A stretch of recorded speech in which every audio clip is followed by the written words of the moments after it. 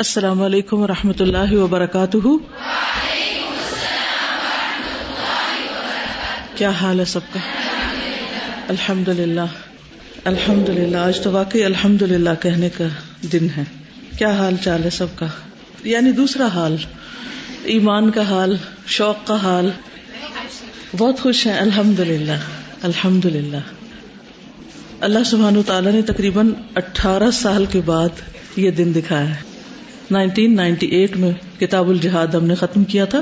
اس کے بعد بیچ میں نے 2001 میں کتاب الفتن پڑھا تھا، لیکن ایک موقع کی مناسبت سے وہ کنٹینیوشن نہیں تھی بخاری کی، اور اب انشاءاللہ اس سے آگے شروع کریں گے. انشاءاللہ میں آسان کر کے پڑھاؤں گی، بات سمجھ میں آئے گی انشاءاللہ. بعض اوقات صرف انسان غور سے کوئی بات سنتا ہے تو وہ دیکھنے اور پڑھنے والے سے زیادہ سمجھ جاتا ہے، کیونکہ وہ اس میں کھویا ہوتا ہے کہ یہ کہاں سے پڑھا جا رہا ہے اور کہاں سے نہیں. نہ وہ سنتا نہ وہ دیکھتا ہے. تو کبھی صرف سن کے بھی بہت کچھ.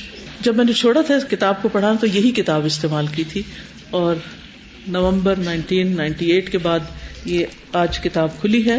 اور مجھے آڈیو ڈپارٹمنٹ نے ایک میل بھیجی ہے. انہوں نے لکھا ہے کہ وی کمپلیٹڈ چنکنگ آف کتاب الجہاد ٹوڈے. کل ان کی چنکنگ ختم ہوئی ہے، یعنی ان کا کام کل ختم ہوا ہے. اور وہ کہتے ہیں کہ ہم نے آخری حصے کی ایک آڈیو فائل وہ سنی ہے، تو اس میں آپ نے ایک جملہ کہا ہوا ہے، وہ جملہ آپ کو سنا دیتی ہوں. اچھا، یہ نیچے کیا لکھا ہوا پڑھیں. 12واں پارہ ختم ہوا، اب 13واں پارہ اللہ چاہے تو شروع ہوگا. ٹھیک ہے. الحمدللہ الحمدللہ الحمدللہ کہ اللہ سبحانہ وتعالیٰ نے اتنی زندگی دی کہ 13واں پارہ شروع ہو رہا ہے. الحمدللہ. میں ایک اور بات پہ بہت ہی حیران ہوں، حد سے زیادہ، اور وہ یہ کہ فقہ القلوب میں نے شروع کی تھی کچھ عرصہ پہلے، اور ہر ہفتے ایک سیشن ہوتا ہے، اور میں نے پوری کوشش کی کہ کبھی وہ سیشن مجھ سے مس نہ ہو. یعنی دنیا کے کسی بھی شہر میں گئی، کہیں پر بھی. جب 2 سال پہلے میں کینیڈا گئی تو وہاں پر صبح کے 5 بجے ہوتے تھے، جب یہاں پر دن کے 2 بجتے تھے. تو میں اٹھ کے بس فجر کی نماز پڑھ کے آن لائن پڑھانے بیٹھ جاتی تھی. اور اللہ کا شکر ہے کہ اس طرح وہاں سے بھی پڑھاتی رہی. اس کے بعد مجھے تقریباً 1 مہینہ دبئی میں رہنا پڑا، وہاں پڑھاتی رہی. پھر سوائے میرے خیال رمضان کے باقی کوئی موقع نہیں آیا کہ جب فقہ القلوب نہ پڑھی گئی. اور میری حیرت کی انتہا ہو گئی جب اس ہفتے کا چیپٹر فقہ الخلق سامنے آیا. آج ہم یہاں کتاب بدء الخلق شروع کر رہے ہیں، اور جمعے کے دن کا لیسن ہے فقہ الخلق. Same subject, same week, same continuation. اسے کیا کہیں گے. خوشی بھی ہو رہی تھی مجھے بہت کہ الحمدللہ یہ اللہ کی پلاننگ تھی، میری کوئی پلاننگ نہیں تھی. میں جنوری سے کوشش میں ہوں، ہر طرح کی کوشش کر چکی کہ میں یہ کتاب شروع کر سکوں، لیکن باوجود نیت کے، ارادے کی، کوشش کے نہیں کر پائی. اللہ سبحانہ وتعالیٰ کچھ اور سکھانا چاہتا تھا کہ یہ دونوں چیزیں ساتھ ساتھ لے کے چلو. اس کتاب کو پڑھاتے ہوئے وہاں سمجھ آئے گی، اس کو پڑھتے ہوئے یہاں سمجھ آئے گی. الحمدللہ. 16 مارچ 2016. نحمدہ ونصلی علی رسولہ الکریم. اما بعد فاعوذ باللہ من الشیطان الرجیم. بسم اللہ الرحمن الرحیم. رب اشرح لی صدری ویسر لی امری واحلل عقدۃ من لسانی یفقہوا قولی. 13واں پارہ. بسم اللہ الرحمن الرحیم. شروع اللہ کے نام سے جو بہت مہربان ہے، رحم والا ہے. کتاب بدء الخلق. کتاب خلق کی ابتدا، یعنی تخلیق کی ابتدا کب ہوئی، کیسے ہوئی. اللہ سبحانہ وتعالی ہر چیز کا خالق ہے. قرآن مجید میں آتا ہے سورۃ الزمر میں، اللہ خالق کل شیء وہو علی کل شیء وکیل. اللہ ہی ہر چیز کا خالق ہے اور وہ ہر چیز پر نگران ہے. جہاں بھی نظر دوڑائیں، جس چیز کو بھی دیکھیں، وہ اللہ ہی کی پیدا کی ہوئی ہے.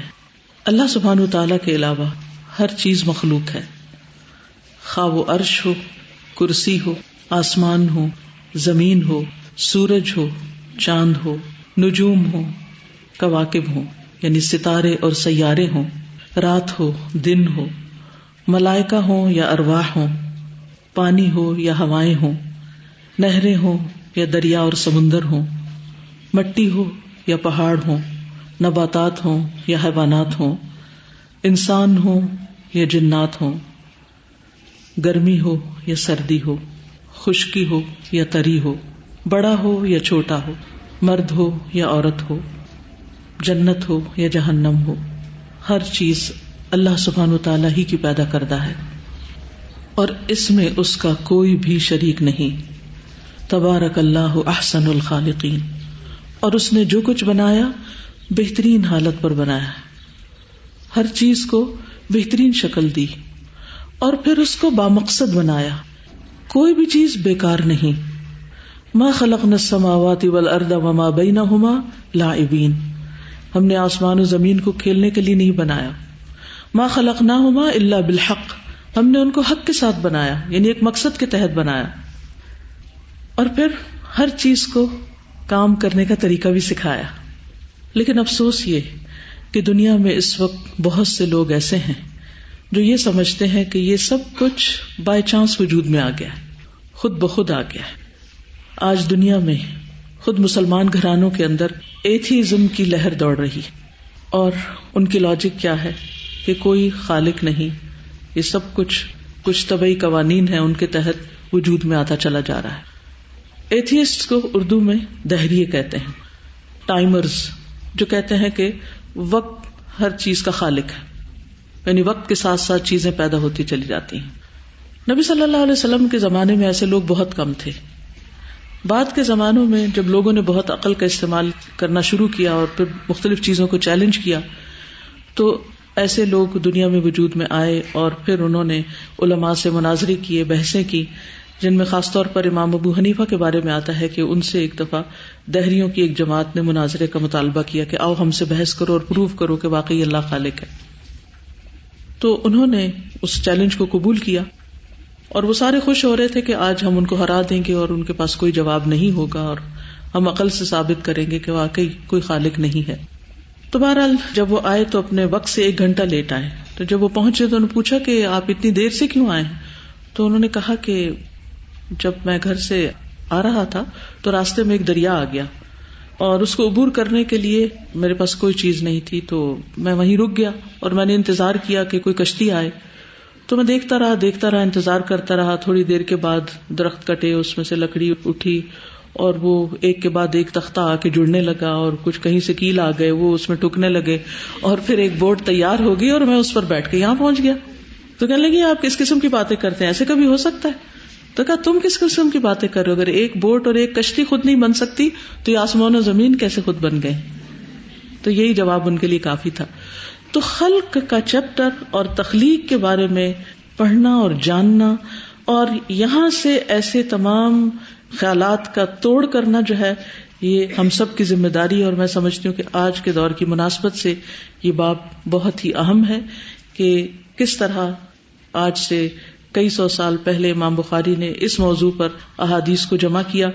خود قرآن مجید کے اندر ایسی بہت سی آیات آپ کو ملے گی، جب آپ پڑھیں تو ان پر رک کر غور کیا کریں، کیونکہ بہت پاورفل آیات ہیں جو تخلیق سے متعلق ہیں۔ حضرت جبیر بن مطعم ایک صحابی تھے، جب وہ مسلمان نہیں تھے تو نبی صلی اللہ علیہ وسلم کے بہت سخت دشمن تھے۔ وہ کہتے ہیں کہ آپ سے زیادہ اس زمین پر مجھے کسی سے زیادہ دشمنی اور نفرت نہیں تھی۔ تو ایک مرتبہ نبی صلی اللہ علیہ وسلم مغرب کی نماز پڑھا رہے تھے اور اس میں سورۃ طور پڑھا رہے تھے، اور میں مسجد میں انٹر ہوا، یعنی ابھی مسلمان نہیں ہے، تو آپ صلی اللہ علیہ وسلم یہ آیات پڑھ رہے تھے، ام خلقوا من غیر شیء ام هم الخالقون ام خلقوا السماوات والارض بل لا یوقنون۔ ترجمہ آتا ہے، اگر میں پڑھتی ہوں تو میرا جسم کانپ اٹھتا ہے ان آیتوں کو پڑھ کے۔ مطلب کیا ہے؟ ام خلقوا من غیر شیء، کیا وہ بغیر کسی چیز کے، کسی مادے کے پیدا کر دیے گئے؟ ام هم الخالقون، یا یہ خود ہی خالق ہیں، کیا انہوں نے یہ سب کچھ بنایا ہے؟ یعنی خالق کے بغیر کوئی چیز کیسے بن سکتی ہے؟ ام خلقوا السماوات والارض، یہ جو بحثیں کرتے ہیں کیا انہوں نے آسمان و زمین تخلیق کیے ہیں؟ بل لا یوقنون، بلکہ یہ یقین نہیں رکھتے۔ تو جبیر بن مطعم بھی انہی لوگوں میں سے تھے جو ان باتوں پہ یقین نہیں رکھتے تھے۔ وہ کہتے ہیں کہ جب میں نے یہ آیتیں سنی تو میرا دل اڑ گیا، وقر الایمان فی قلبی، اور ایمان میرے دل کے اندر قرار پکڑ گیا، جڑ پکڑ گیا۔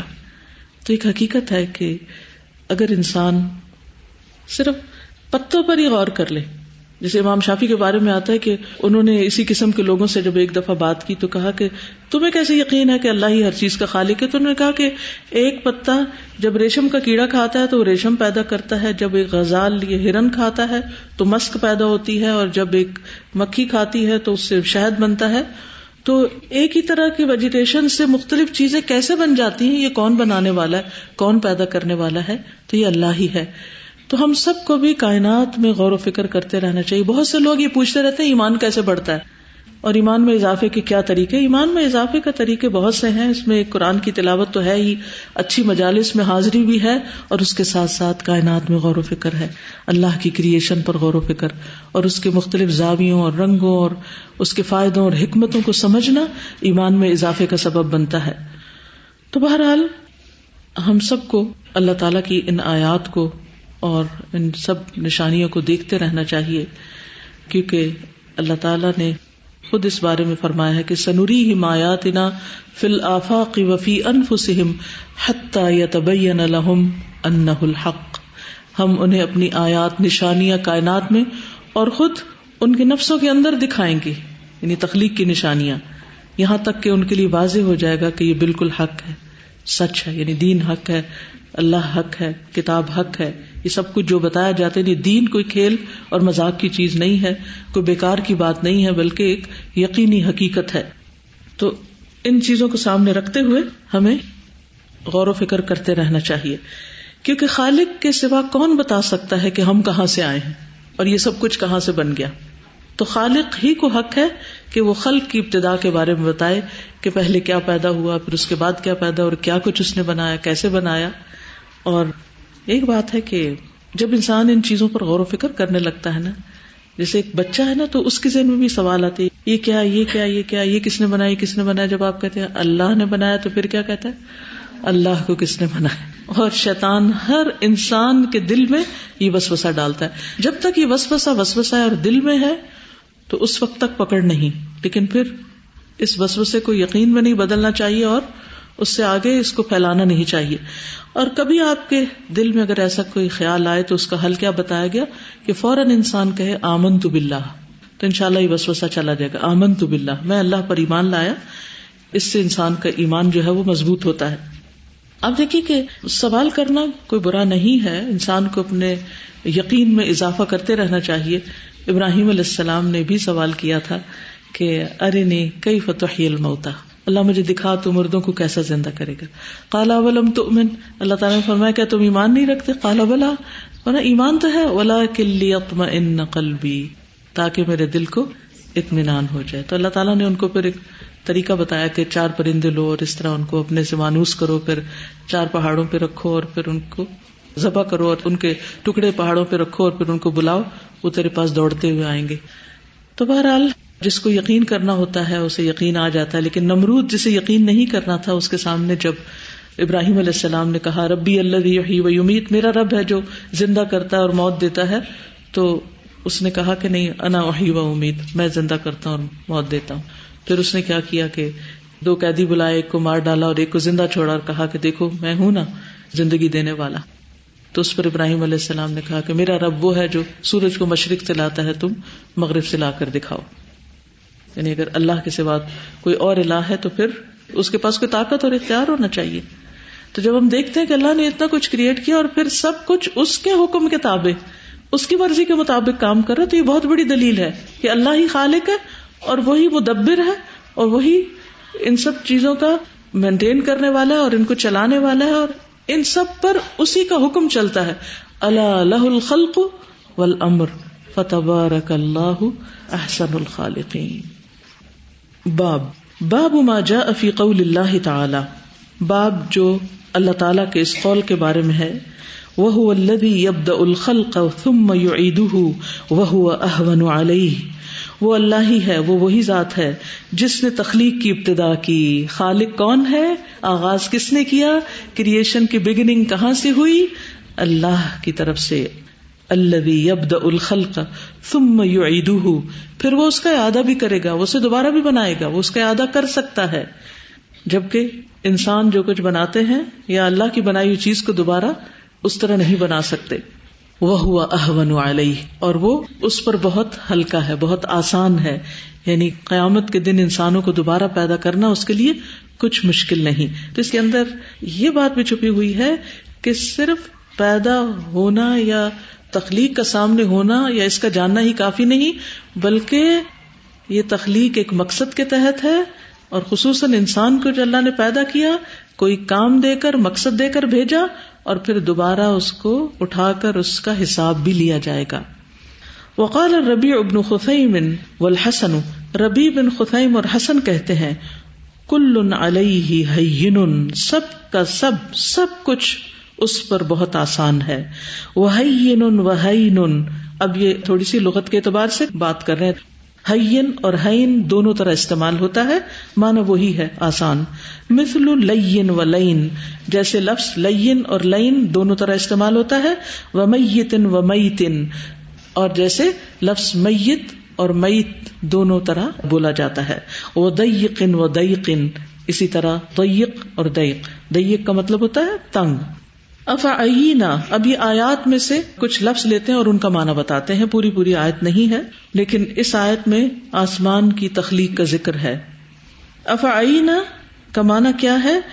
کیا ہم عاجز آ جائیں گے یا ہم تھک گئے؟ افعیا علینا، کیا ہم پر مشکل ہو گیا یا تھک گئے ہم؟ حین انشأکم، جس وقت اس نے پیدا کیا تم کو. وانشأ خلقکم، اور جس وقت تمہاری پیدائش کو اس نے شروع کیا. لغوب النصب، لغوب کا معنی ہے تھکنا، اور یہ کس وقت کی بات ہے؟ لغوب کا لفظ کس آیت میں آتا ہے؟ آسمان اور زمین کی تخلیق کے وقت. وما مسنا من لغوب کا لفظ آتا ہے سورۃ قاف میں. اور پھر اطوارا، طورن کذا و طورن کذا، ادا طورہ ای قدرہ. اطوار کا معنی ہوتا ہے ادوار، یعنی مختلف حالتیں. و طورن کذا، اور یہ حالت یعنی جو انسان کی تخلیق میں مختلف حالتیں گزری ہیں. کبھی انسان نطفہ تھا، پھر علقہ بنا، اور پھر عظام، اور پھر اس کے اوپر گوشت پوست چڑھایا گیا. ادا طورہ ای قدرہ، یعنی فلاں شخص اپنے طور سے بڑھ گیا، اپنی حالت سے اونچا ہو گیا، یعنی اس کا رتبہ بڑھ گیا. تو طور یعنی ایک حال سے دوسرے حال میں جانا، یعنی چھوٹی حالت سے بڑی حالت کی طرف خاص طور پر منتقل ہونا، جیسے یہاں اس کا ذکر ہے. اور یہ انسان کی تخلیق کی طرف یہاں اشارہ ہے.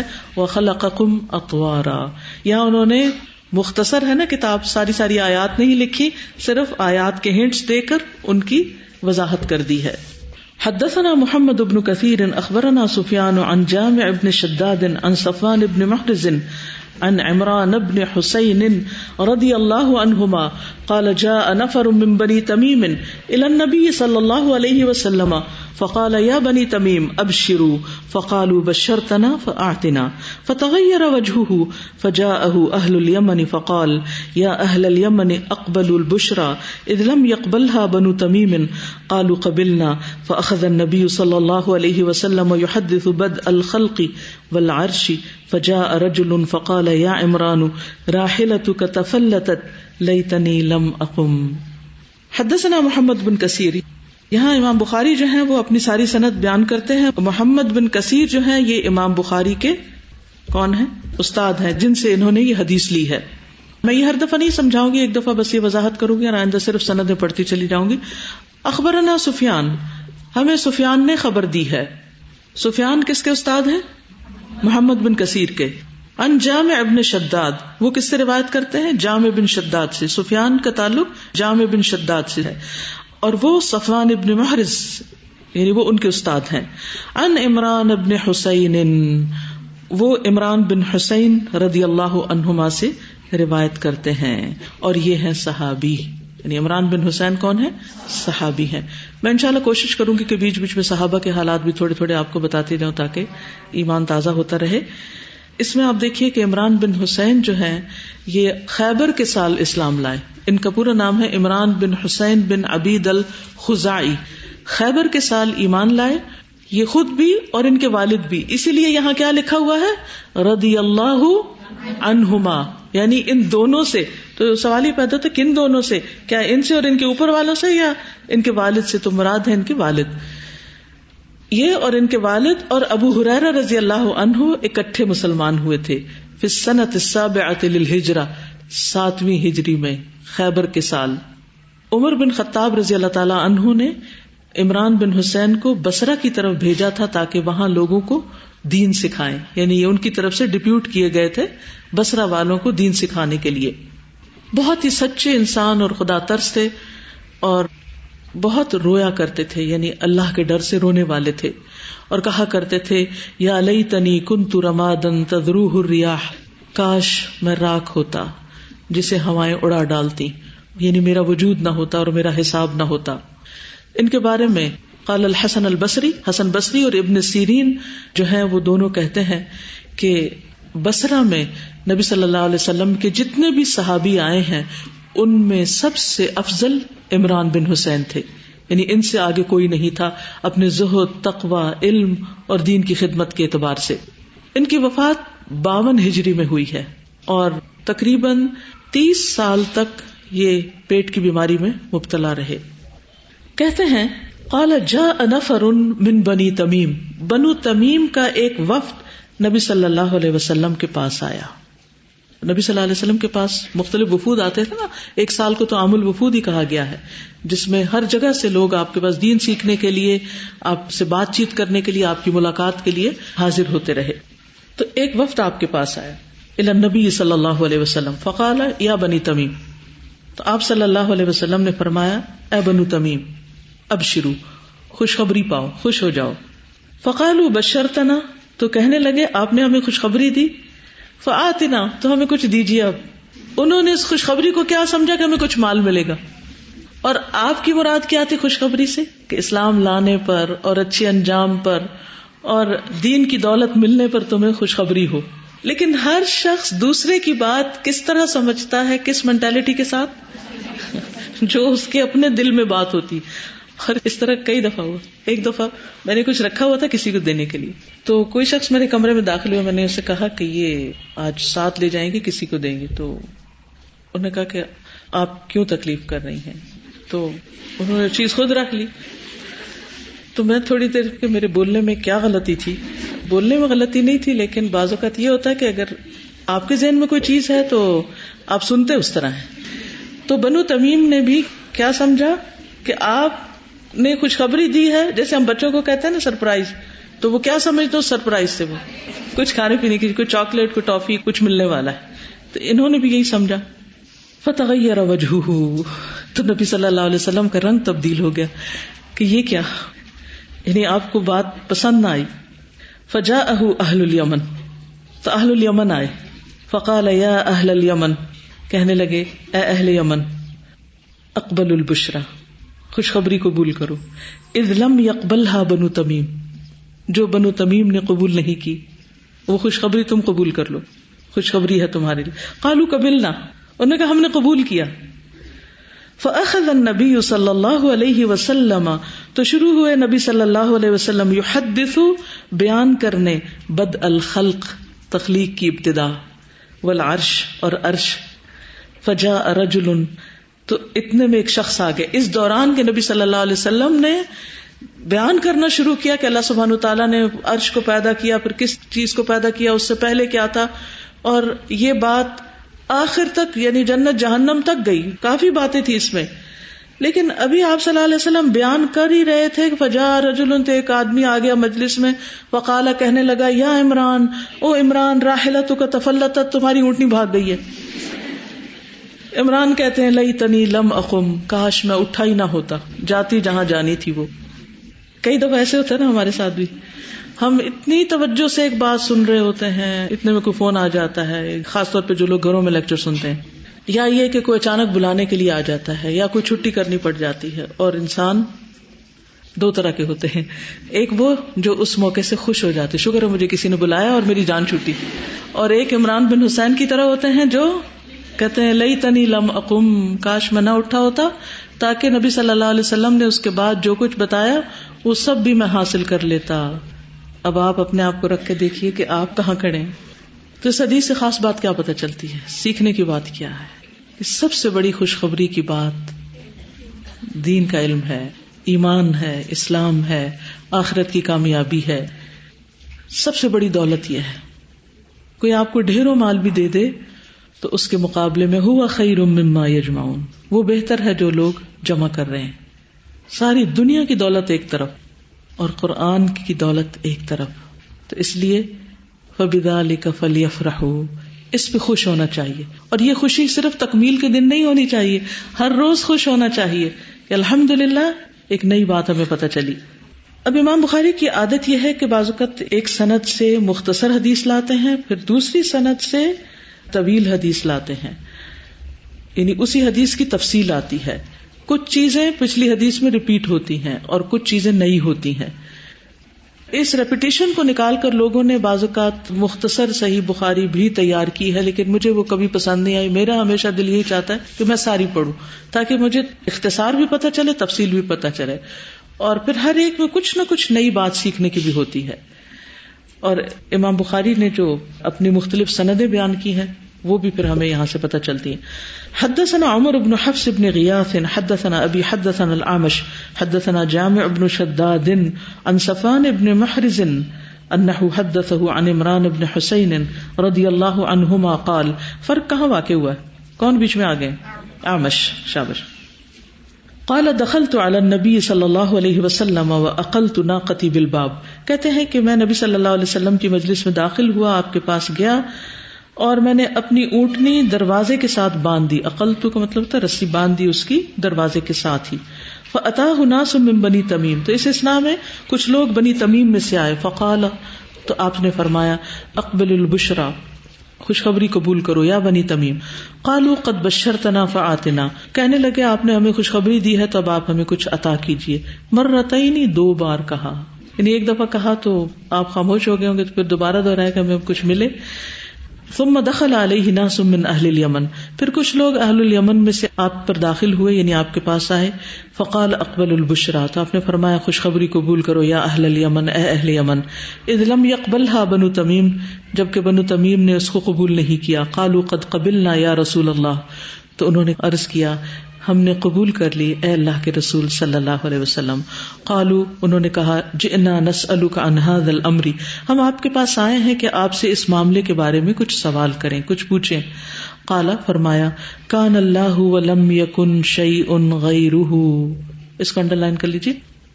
نبی صلی اللہ علیہ وسلم سے انہوں نے تخلیق کے بارے میں کچھ سوال کیا، اس کی ابتدا کے بارے میں. تو آپ نے سب سے پہلے کیا فرمایا کہ اللہ سبحانہ تعالی یعنی ہمیشہ سے تھا، ولم یکن شیء غیرہ، اور اس کے سوا کوئی چیز نہیں تھی، وہ اکیلا تھا.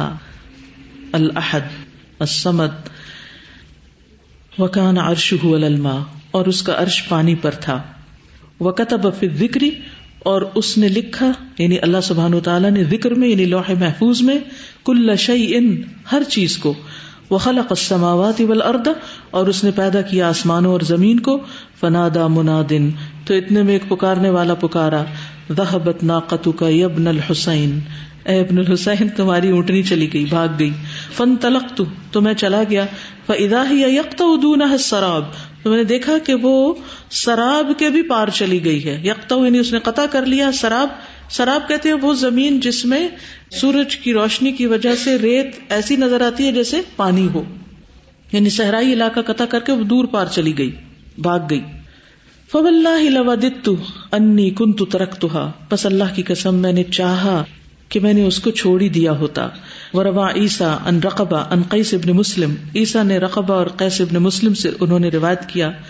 ان طارق ابن شہاب قال سمعت عمر رضی اللہ عنہ یقول، میں نے سنا عمر رضی اللہ عنہ فرما رہے تھے، قام فینا النبی صلی اللہ علیہ وسلم مقاما، ہمارے درمیان نبی صلی اللہ علیہ وسلم ایک مقام پر کھڑے ہوئے، ایک جگہ پر، یعنی ممبر ہو سکتا ہے، یہ کوئی بھی مقام ایک خاص جگہ ہے.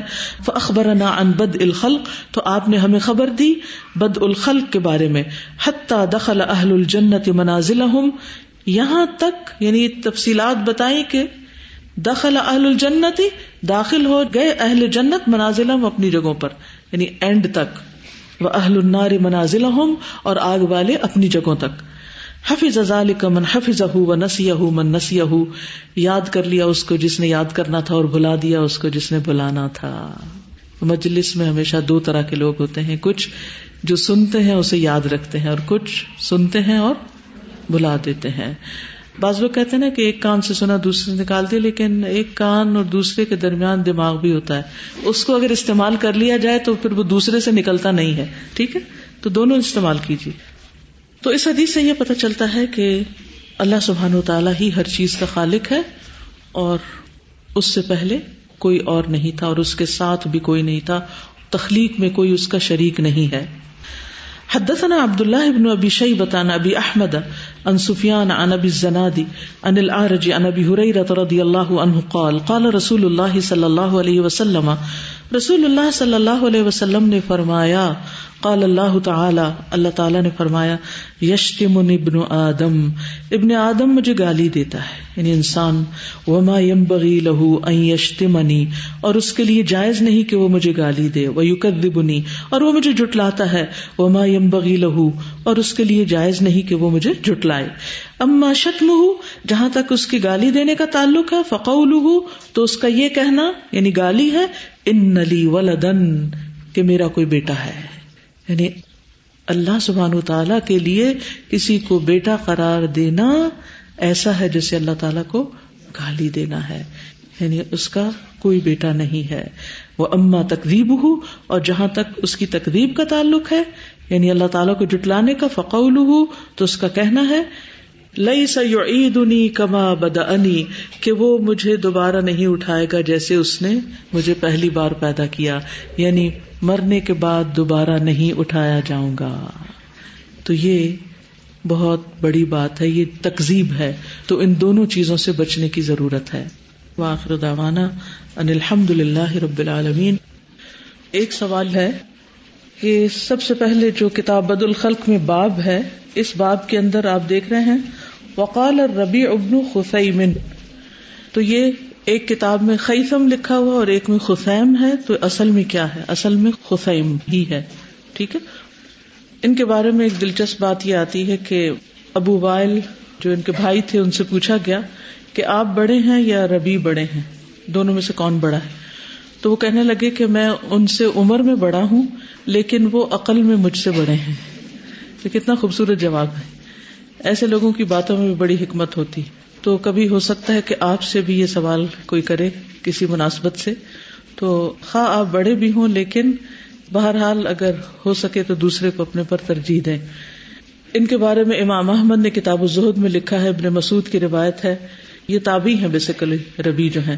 تو ربیع کے بارے میں ابن مسعود کہا کرتے تھے، واللہ لو رآک رسول اللہ صلی اللہ علیہ وسلم لأحبک، کہ اللہ کی قسم اگر رسول اللہ صلی اللہ علیہ وسلم تمہیں دیکھتے تو تم سے محبت کرتے.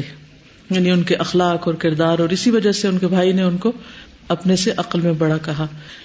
عقل میں بڑا وہی ہوتا ہے جس کا دراصل اخلاق اچھا ہوتا ہے، سمجھ بوجھ ہوتی، حکمت ہوتی. اسی طرح جو حدیث ہم نے پڑھی اس کے راوی عمران بن حسین کے بارے میں ہم نے بات کی تھی. ان کے بارے میں بھی آتا ہے کہ یہ فرشتوں کا سلام سنا کرتے تھے، اور پھر اس حدیث کی تحقیق کی گئی تو حدیث درست ہے. صحیح مسلم میں بھی اس کا ذکر آتا ہے، اور امام ابو داؤد نے بھی ان کا ذکر کیا ہے.